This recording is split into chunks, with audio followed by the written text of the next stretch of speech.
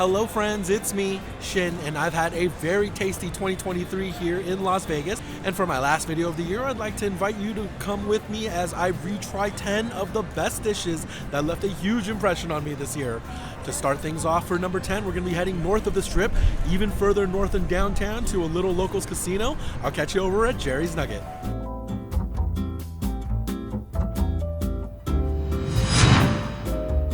Alright everyone, so here we are seated at the coffee shop at Jerry's Nugget. Now I visited back in March to check out a prime rib deal that many of you told me about in the comments. Now at the time, the English cut of the prime rib was $22.99, and isn't that crazy? Almost 9 months later, it's still $22.99. So I definitely give a big shout out to Jerry's Nugget. While places on the Strip have been constantly upping prices all year long, they've been keeping the prices very steady here at Jerry's Nugget. Now the prime rib deal was fine, but it's not the dish that left an impression on me. Surprisingly, what actually blew me away were the zucchini sticks. Now I know this may be an odd way to start out the list, but hear me out. I remember thinking and asking myself, have I ever had a better fried zucchini? And at the time, I couldn't come up with a better answer. Now, it's not a dish I have all the time, but I've had it enough to where I can give it a proper ranking. So now if anyone were to ever ask me, what are the best zucchini sticks you've ever had? I can tell them it's at the famous coffee shop at Jerry's Nugget. Alright everyone, and my zucchini sticks are here. Just look at these. A beautiful golden color to these, and they feel so crispy in my hands. I'm gonna dip it into their ultra thick ranch, and we relive the magic.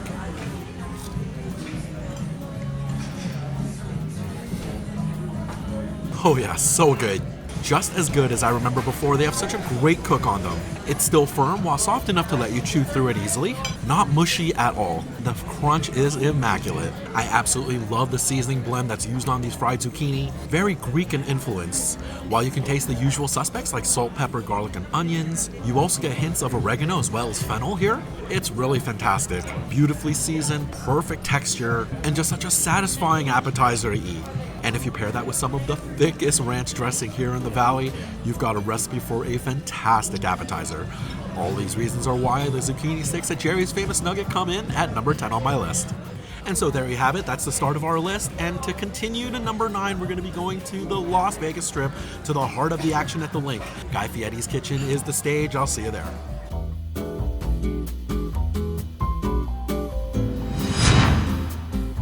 Alright everyone, and here we are seated at Guy Fieri's Vegas Kitchen. Now most know Guy Fieri as a celebrity chef as well as host of many TV shows related to food, the king of which to me is Diners, Drive-Ins, and Dives. Now I watched so much Triple D growing up. The first time I actually tried Guy Fieri's food was right here in the Vegas Kitchen, although it was many years ago. Now more recently, I visited back in January along with my sister and brother-in-law, where I got to try their food as well for the video, eventually leading to the Vegas with Shin mantra, every restaurant is a buffet if you're willing to pay. But what dish comes in at number 9? Now initially the impression that was left was actually not on me but on my brother-in-law. And the dish that raised his eyebrows were the brisket trash can nachos. Now my brother-in-law is not a foodie at all. He's more of a eat to live, not a live to eat kind of guy. However, I remember when he tried this dish, his eyes went wide and he thought it was the best, most complex nacho dish he's had in his entire life. Now for the foodies out there who have tasted dishes that are salty and tangy and sweet before, you know, this may seem like a bit of an overstatement.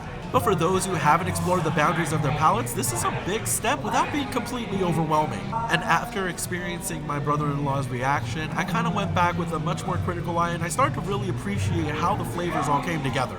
Alright, and here they are, the trash can nachos from Guy Fieri's Vegas Kitchen. I think it's pretty obvious why they call it the trash can nachos, when what I love about this style is that it evenly distributes all of the toppings throughout all of the nachos. Piping hot, and you wouldn't believe the smoky aroma coming off these nachos. I'm really looking forward to tasting these again. Let's go in. I've got the perfect chip here with a really good distribution of toppings. This looks so good. Here we go.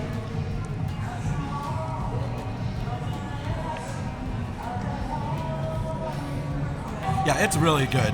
A fantastic crisp to those chips, properly setting the stage for a good nacho dish. The first flavor you get to experience is a tangy barbecue sauce. With a nice level of smokiness, the barbecue sauce is the first welcome treat on your palate. The brisket in these nachos are really good. Very tender meat, and it carries the barbecue sauce so well. You then get the cheese sauce, which is really tasty, very akin to a Mornay sauce. A little bit thicker with some texture, very tasty. You also then get some earthiness coming from the black beans here.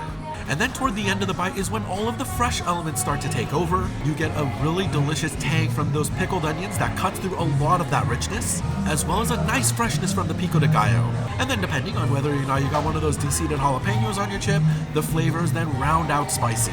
A very delicious dish for sure, and that's why it comes in at number 9 on my list.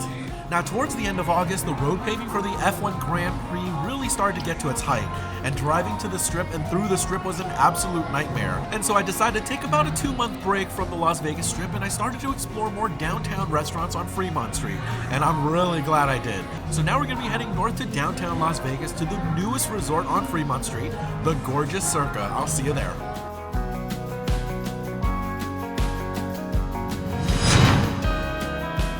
Alright everyone, and here we are at the 8 East at the Circa Las Vegas. Now I visited 8 East back in September, and this is a contemporary Asian fusion restaurant serving up a lot of great dishes. However, one of the dishes really stuck out to me as one of the most delicious I had all year. Now you may be thinking it's the brisket fried rice, which I will say is excellent here. But the dish that I remember more distinctly is the brick toast dessert a la mode. Now I'm not really a sweets person. Prior to doing YouTube, I rarely, if ever, ordered dessert at a restaurant. Now I've certainly come to appreciate them after doing 2 years of food videos, but it's something that had to grow on me. And when I had the brick toast dessert here at 8 East, it really stuck out to me as the best dessert I had all year. And here it is everyone, the honey toast for dessert. Beautiful brick loaf here with some ice cream on top. You can see all the candied walnuts. Super excited to relive this one.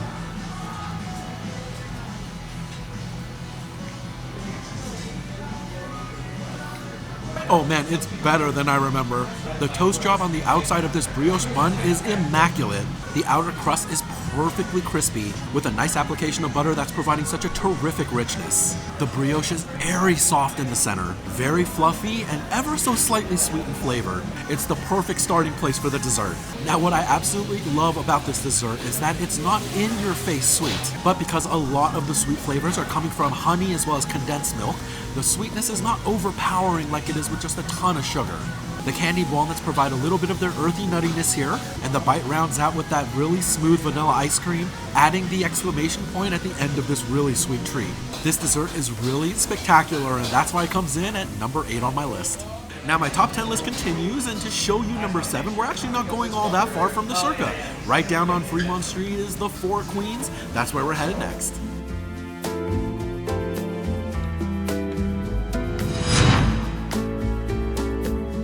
Alright everybody, so here we are seated at Magnolias Veranda, a 24-hour casino cafe at the Four Queens.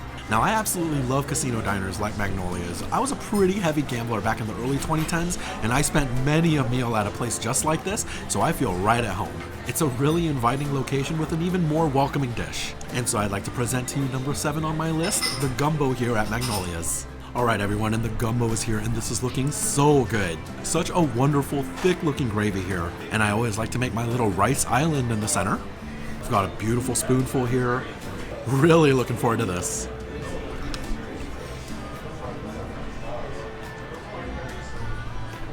Oh, it's so good every time. The number one thing I love about Magnolia's gumbo is that it is not watered down at all. It's so thick and hearty, it makes for such a satisfying bite.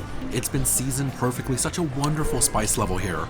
It is incredibly savory and really delicious. All of that fat rendered from the chicken as well as the sausage in this gumbo makes for a terrific richness. I wouldn't classify this gumbo as spicy, but there's certainly enough heat to help singe the tongue, really helping you appreciate all those savory flavors. And then when you introduce rice into the bite, you get a lot more body as well as a satisfying mouthfeel. It's rich, it's savory, it's got a really nice spice level, and all of this deliciousness clocks in at $6.99. Truly one of the best dishes I had this year, it's why it comes in at number 7. I must say, I love that you don't have to break the bank to make an impression with food. The gumbo here in Magnolias definitely proves that. However, we are going to start seeing some higher prices now, and of course that means we're going back to the world famous Las Vegas Strip. Now we're going to be going to the second newest mega resort to open on Las Vegas Boulevard. I'm talking about Resorts World. I'll see you there.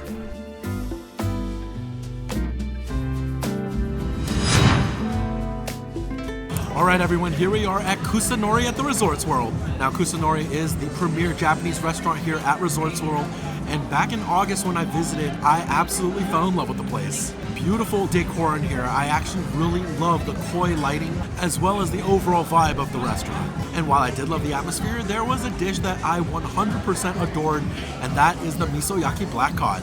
Now this is a little bit unfair because I truly believe that miso cod is one of the best recipes ever created. Now God bless Chef Nobu for coming up with the original version, but most Japanese restaurants are starting to put their own spin on it, and the one here at Kusanori is incredible. This is looking so good.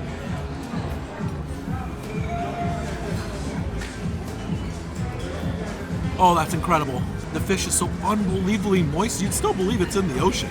They did an excellent job on the cook. The fish still has a nice firmness to it, while maintaining a beautiful velvety softness. The glaze applied here is magnificent. It's bright and sweet up front, with the wonderful nuttiness coming from the caramelization of the sauce as well. A little bit of sweetness and citrus coming from the yuzu, and then the bite ends with that beautiful mild flavor of the cod. I really love the wakame arare crust, providing some texture play with that crunch, as well as a slightly toasted rice flavor, providing a little bit of nutty earthiness. I gotta tell you all, I absolutely love miso cod, and the one here at Kusanori is fantastic. That's why it comes in at number 6. Alright everyone, now the list continues, and personal bias heavily colors this next one. To show you number 5, we're going to be heading to the southwest part of the valley to Durango Station. I'll catch you there.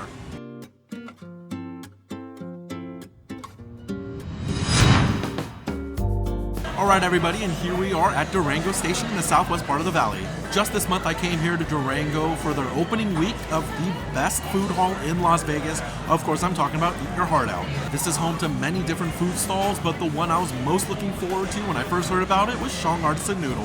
One of my favorite dishes in the world is Taiwanese beef noodles, and they make it excellently here at Shang. And my bowl just arrived, let me give you a view. A beautiful deep brown color to this, with bok choy, green onions, beef brisket, and hand-pulled or knife-cut noodles. I cannot wait to go in on this. First thing to go in on is the broth. Got a nice spoonful here. I actually love these wooden spoons that they provide as well. Let's give it a taste.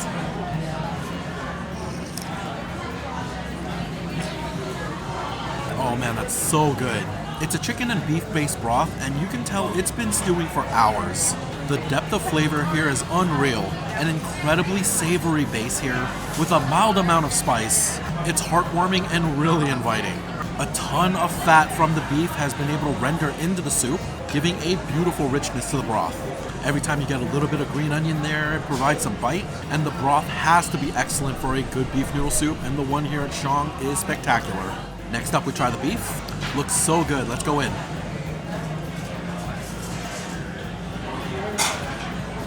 So delicious. So tender, that beef. It really melts in your mouth. You really get to appreciate a lot of those spices in the broth up front in that beef before it gives way to a nice mild beef flavor. It's absolute perfection in this dish. Bok choy is the other big element in here, and we go in on this as well.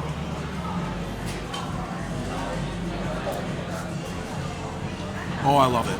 If you watch the channel a lot, you know I'm a big texture guy, and while the noodles are relatively soft as well as that beef, having the crunch of the bok choy in the soup really provides a nice breakup, which I appreciate a lot. It also has been able to soak up a ton of those flavors from the broth, which is what it starts out as, but it does give way to its trademark bitterness that you get to enjoy from a natural bok choy, and I really love it in this dish. Personal bias may be coloring this one a lot, but I absolutely love these beef noodles.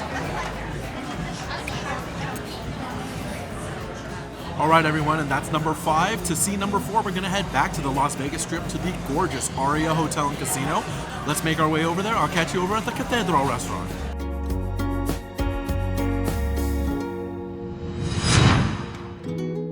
Alright everyone, and here we are seated at the beautiful Cathedral restaurant at the Aria. Now Cathedral opened back in May, and this New York-based restaurant's expansion here in Las Vegas is absolutely stunning. Beautiful architecture and intimate lighting set the stage for an appetizer so delicious that I still think about it today. And the dish I'm talking about is their omelette appetizer. Now this is a super fluffy omelet served with potato chips, as well as Kaluga caviar and a creme fraiche. And I recall first biting into this back in May that I thought it was so incredibly delicious. I went ahead and assembled a nice chip here. Really looking forward to this.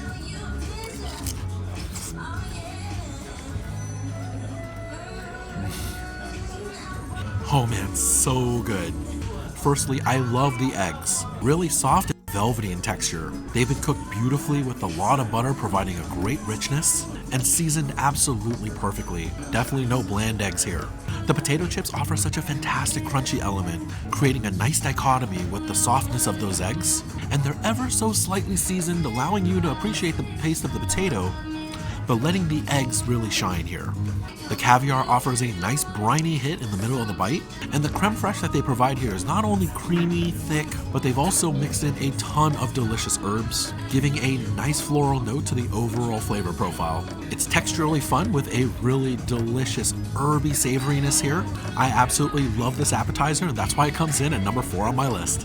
Alright everyone, and now we're moving into the top 3. After 51 weeks of vlogging restaurants here in Las Vegas, these are the top 3 dishes that really left an impression on me. To show you number 3, we're going to be heading to the iconic Caesar's Palace, where a new steakhouse opened this year to a lot of fanfare. Of course, I'm talking about Peter Luger. I'll catch you over there.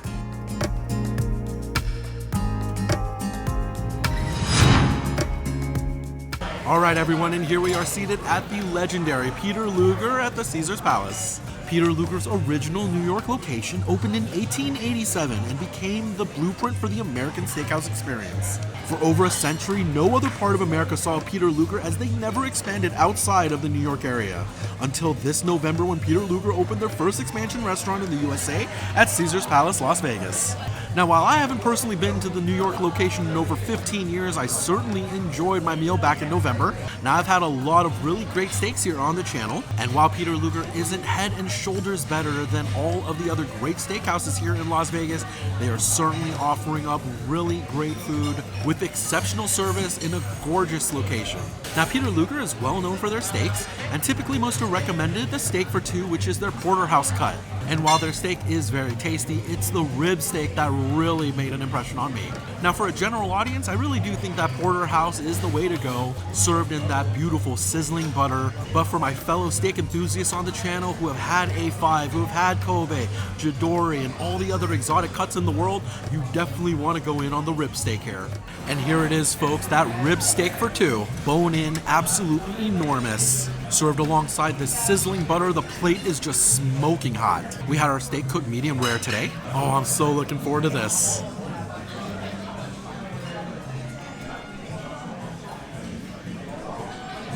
Just delicious. This is simplicity at its finest. You don't need to overcomplicate to develop great flavors.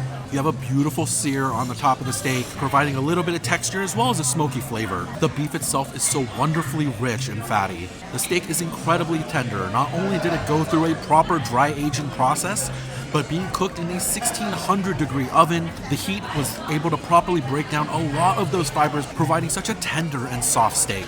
It's been seasoned simply but generously, allowing you to really focus on the flavor of the beef. The sizzling butter applied provides a nice rich hit as well, and every bite of this rib steak is just heavenly. And now we come to number 2, which is going to bring us to another stellar steakhouse here in Las Vegas. Now, between the Aria and the Cosmopolitan is the 63 City Center, and this past June, the premier steakhouse Ocean Prime opened their doors here. That's where we're headed next. I'll see you there.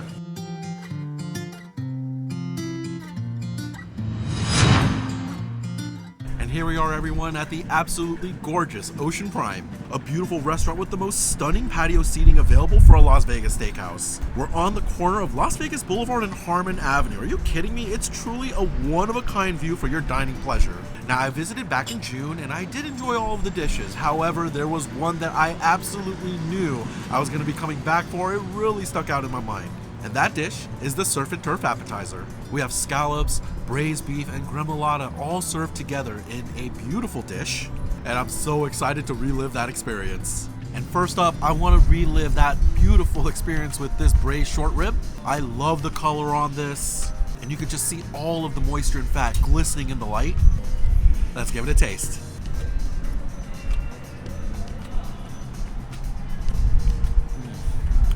Oh yeah, so good. Such a beautiful richness from the short rib. It's really fatty. There's a nice and savory beef flavor here.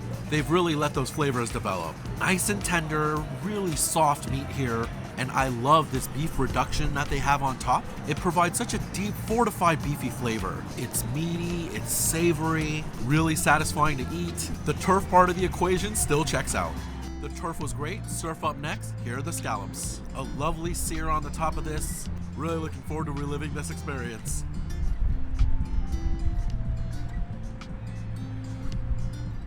Oh, that is fantastic. They absolutely nailed the cook on those scallops. A terrific sear, providing a nice little crunch up top. The center was nice and firm, and the scallops themselves impart such a delicious briny flavor. Now these have been beautifully seasoned, really letting you appreciate the flavors of those scallops. A perfect texture, great seasoning, and just a beautifully clean briny flavor. I really like these scallops. Alright, and lastly, the potato puree. I love that this appetizer is served on top of a potato puree, really letting you get that gremolata. You could think of it kind of like a chimichurri with garlic, parsley, and a little bit of lemon. I remember this being quite good. Let's give it another shot.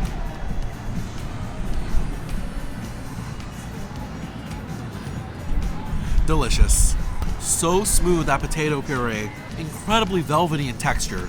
Very rich with a lot of butter flavor in there, while still letting you appreciate the starchy flavors of the potato. The freshness the gremolata brings to this entire dish is really welcome, really being a unifying element across the entire dish. This definitely deserves the number 2 spot. It's so good.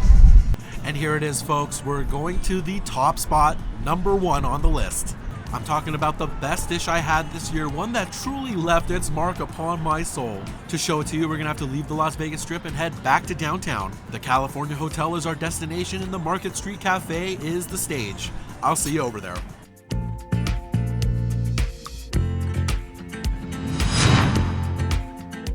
Alright everyone, so here we are seated at the Market Street Cafe. Now the dish that takes the top spot is only available from 11 p.m. to 6 a.m. or until they run out.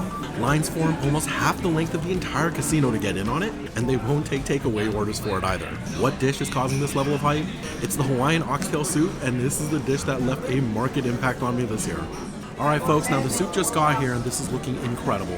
Served alongside rice as well as ginger and cilantro. This just looks so good, I can't wait to go back in on this. First, the broth. Really looking forward to reliving this one again.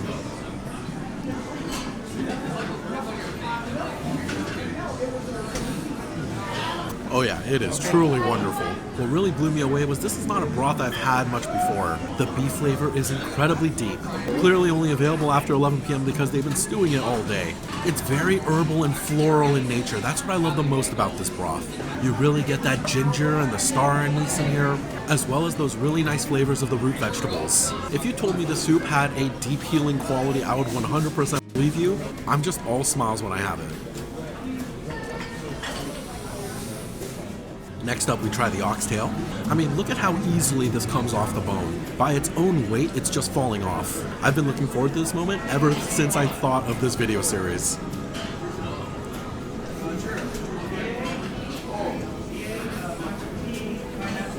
Absolutely delicious. That oxtail is so incredibly tender. It just absolutely disintegrates into your mouth with a beautiful beefy flavor.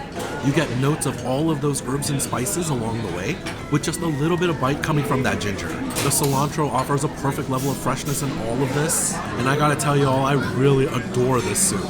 And the oxtail soup is served alongside some rice. Got a nice big spoonful here with that broth. What a great day.